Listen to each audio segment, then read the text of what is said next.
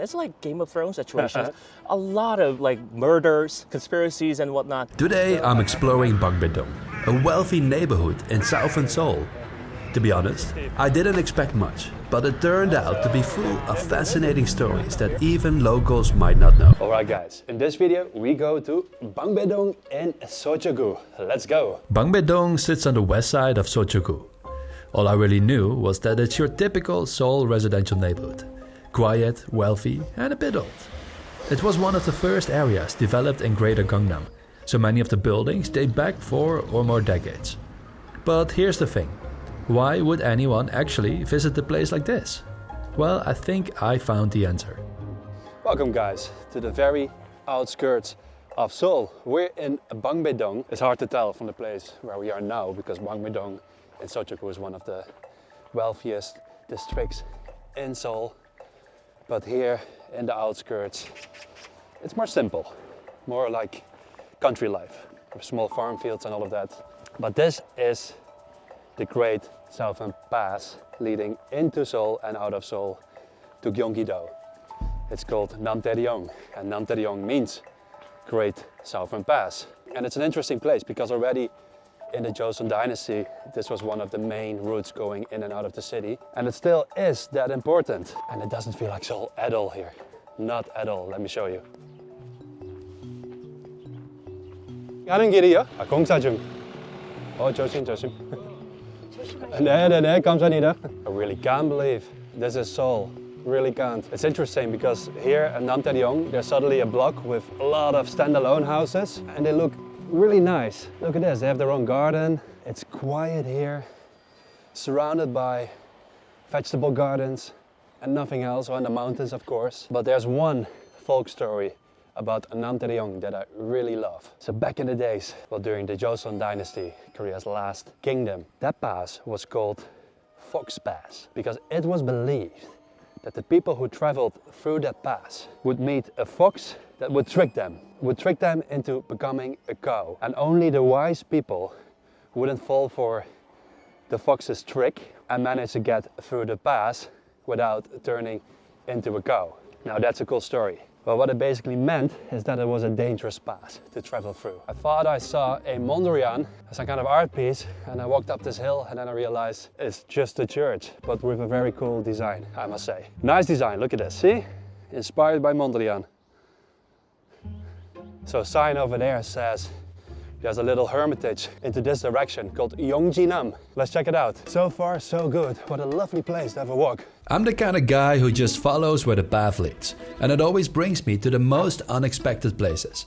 This time, it led me to a fairly obscure but beautiful shamanic shrine. Aha, so a little shamanic shrine.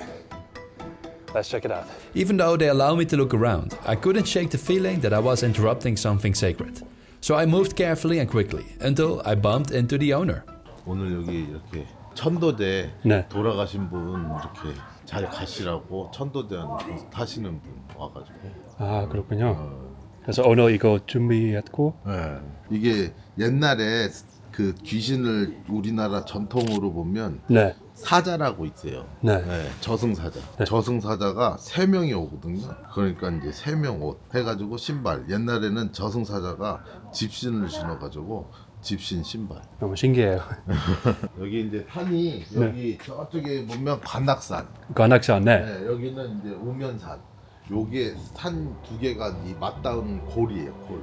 원래는 옛날에 이 산이 2개가 합쳐져서 네. 요 골짜기가 있었던 골목. I needed to cross over the mountain to get deeper into Bangbae-dong, but there were no clear trails on the map. It's easy to walk an extra mile if you don't know where you're going. Luckily, this kind gentleman showed me a hidden trail I never would have found on my own.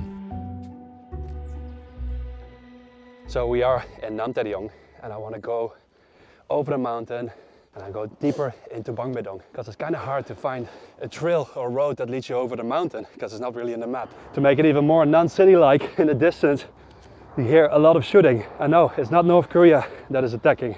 It's a government defense base over there at the Gwanghaksan.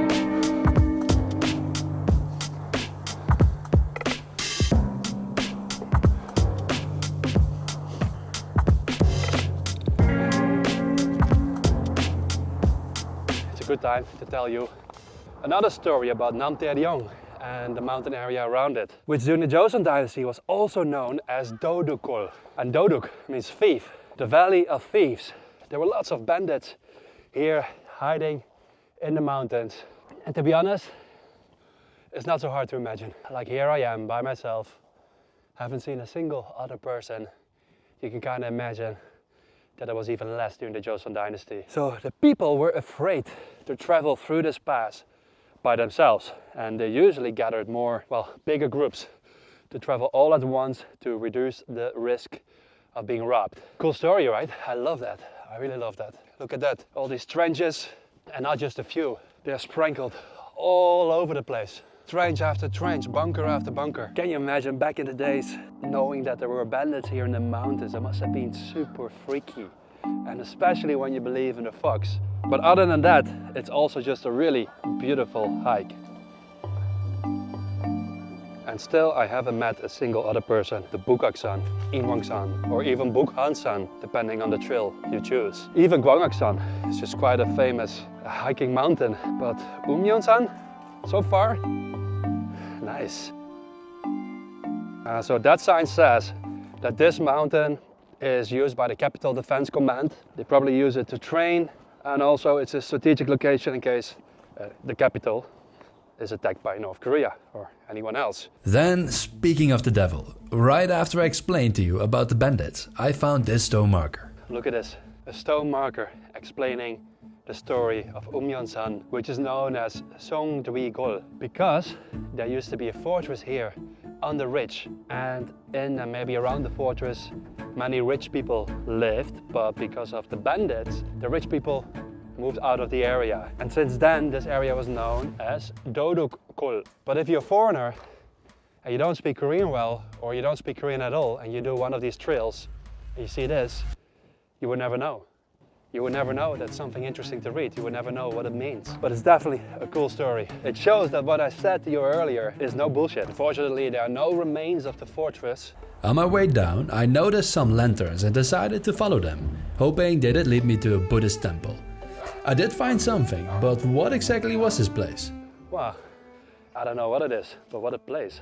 Look at all the little statues of Sunshin. I mean, there are spider webs everywhere, so I don't think this shrine is really in use anymore. But who knows? There's a car here. I don't hear or see anyone. I hope to find someone here. Ah, here. It's a Guksadang. So we have a little bit of Buddhism, a little bit of shamanism.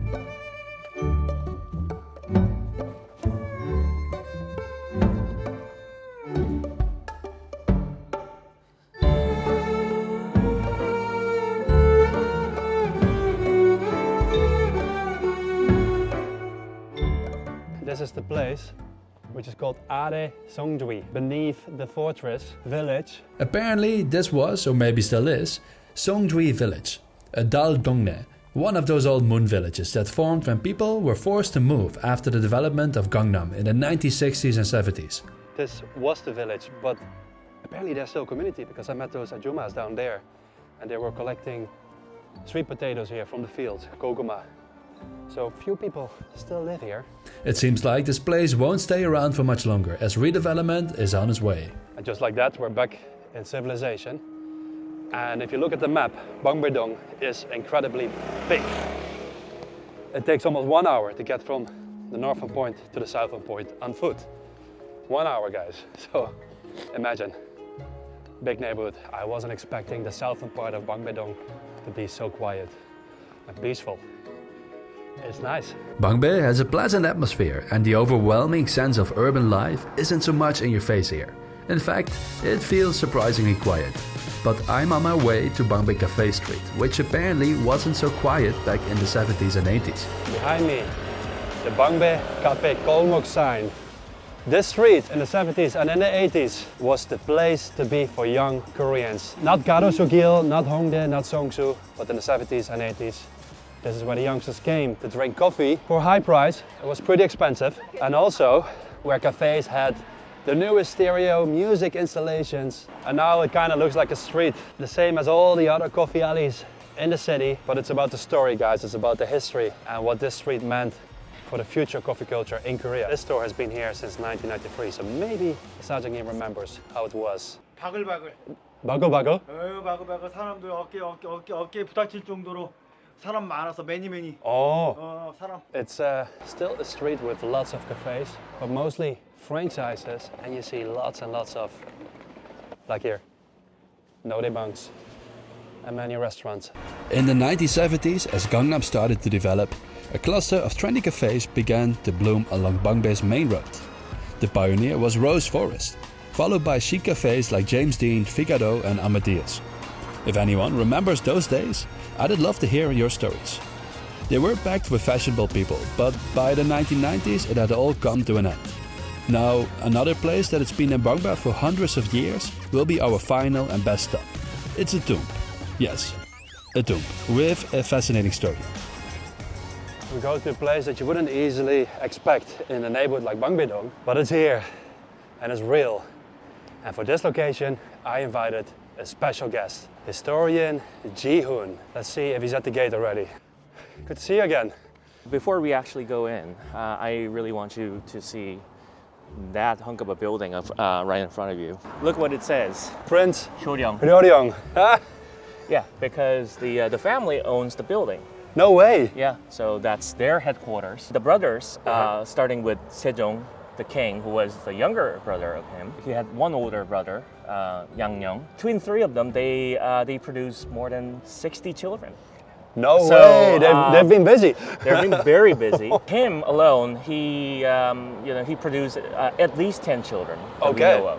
And then they were extremely prolific by themselves. So at this point, the descendants of Prince Hyoryong, the Hyoryong-daegunpa in the Jeonju-i clan, there are roughly about 500,000 people there.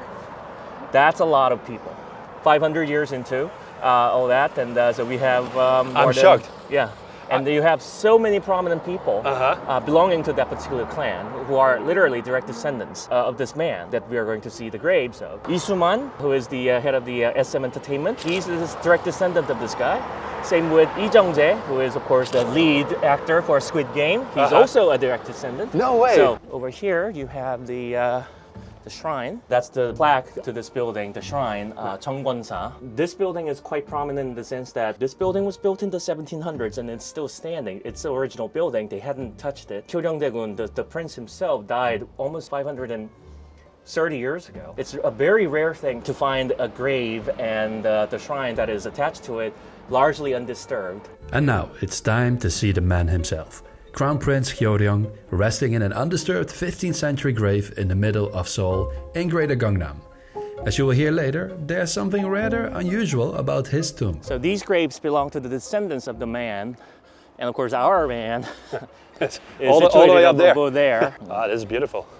This is steep. It really is. Look at this angle, guys. 여기 길 따로 있나요 혹시? 힘들어요. Check this out. Awesome.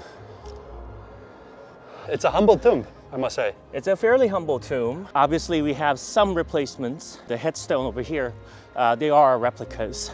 I think the originals is down there. We call him the second son. That's technically not true because he was the fifth to be born. None of the older siblings of him, only one, survived into adulthood. So we call him the second son. You really have to think about how crazy it was because he was born in the late 14th century. I think it was 1396 or something. Yeah, 1396. He died in 1486, meaning he lived to be 90.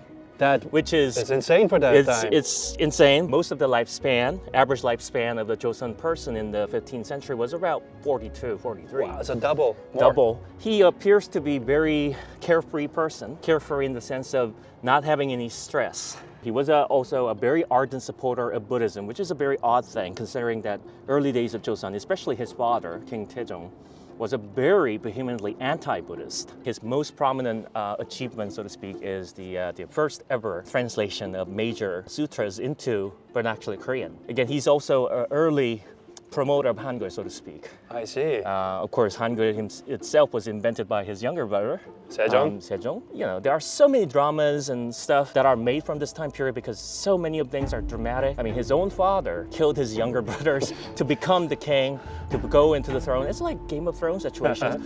A lot of like murders, conspiracies, and whatnot. Yes, and yes. somehow he survived into the old age. I read something about the Pungsujiri of this place that it's not according to what the usual Pungsujiri is supposed to be. Yeah. Is that true? Well, as you can see over here, where this grave is actually heading down, it's actually to the west, which is very odd.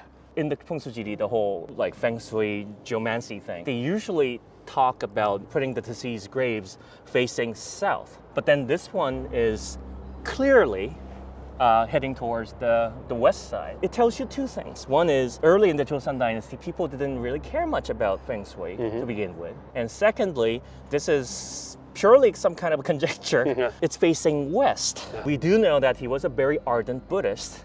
And Buddhists usually have the notion of being, reincarnated into what they call 서방정토, the great western lotus land, which is their version of paradise. Well, make no mistake, this is not a infinite forever kind of like arrangement, because even in the paradise, in the lotus land, according to the Buddhist tradition, you will like cease to exist there and you will be reincarnated again. So it's not a complete nirvana or anything, but a lot of believers of Buddhism longed for that. So it is possible that the whole location and everything was probably his own choice, maybe. So it may be the most successful graveyard, so to speak.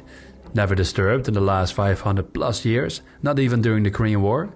And there are apparently more than 500,000 descendants, and many of them do very well. So I guess the Feng Shui or Pungsujiri masters may scratch their heads over this particular case. Another little interesting feature that I can see over here is that you can actually see the little, how to put this? Yeah, the band, the belt. After the 1500s, the belt was modified, and so they didn't have this dangling thing on the backside anymore. Since he died in 1486, this still shows that earlier version of the clothing. It's often in Korea's mountains where the best stories unfold, and so was the case here in Bangbae. A trickster fox, roaming bandits, a forgotten castle, fading mountain communities, obscure shamanic shrines, capital defense training grounds, or in the more modern times, a shortly lived trendy cafe street. But maybe my personal favorite, a royal story of a man who defied the crown, embraced Buddhism and left 500,000 well-off descendants against all Pungsujiri expectations. Bangbae goes on the map as the dangerous southern pass.